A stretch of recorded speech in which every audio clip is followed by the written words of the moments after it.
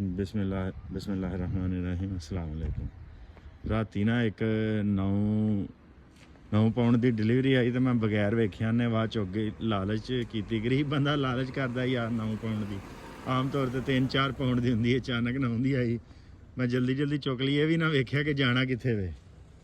जिथों चुकनी सी 2-3 मील दूर सी। मैं चलो अगे 2-3 मील दूर जाना होगा, 5-6 मील की डिलीवरी होएगी, लेकिन वो 10 मील की डिलीवरी सी टोटल। तो जाना भी एक पहाड़ के उत्ते सी।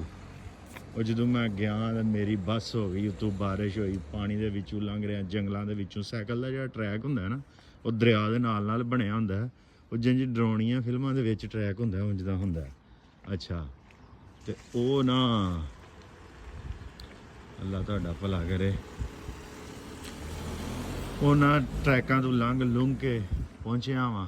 तो पहाड़ के उत्ते सी, जिंज साडे उत्थे अमीरां ने अपना बनाया ना पीसी होटल मरी, इंज ही इत्थे सी काल्टिक मैनर, हरे की नाम है उसदा, काल्टिक है कि सैल्टिक है, सी दे नाल। अच्छा, उत्थे भाजी गए हैं। तो अद्ध राह दे विच मेरे को साइकिल भी उत्ते चढ़नी बंद हो गई, क्योंकि 10 मील का तकरीबन सफ़र करके मैं आया वहाँ। तो साइकिल ही उत्ते चढ़नी बंद हो गई। तो फिर मैं पैदल हो गया, बूटां दे विच भी पानी, शर्टां भी थल्ले गिल्लियां हो गई, उत्ते जैकेट भी गिल्ली है जी।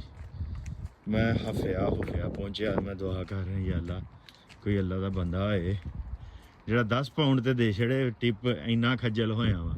हुण जदों मैं अगे गया वा काल्टिक मैनर च, ते अगे 2 सरदार ते उन्हां दियां 2 धीआं। उन्हां मैनूं वेख्या, उन्हां नूं पता लग गया कोई पंजाबी है। उन्हां मेरे नाल पंजाबी च गल शुरू करती। उन्हें कहा, असीं तो कहा कि कोई गड्डी वाला चुकेगा राइड, तू साइकिल ते आ गया। वो मैं क्या सरदार जी, मैनूं आप नहीं पता लगा, मैं तो बड़ा खज्जल हो गया तो थक गया वा। उन्होंने भी पता ही हफिया सा साह लै रहा हाँ।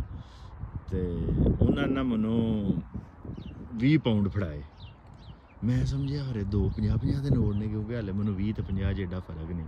मैं क्या लै होई, ये तो मजदूरी पूरी हो गई जी। मैं 10 सोचन दिया, अल्लाह पाक ने 20 दवाते अपने बंदियां कोलों।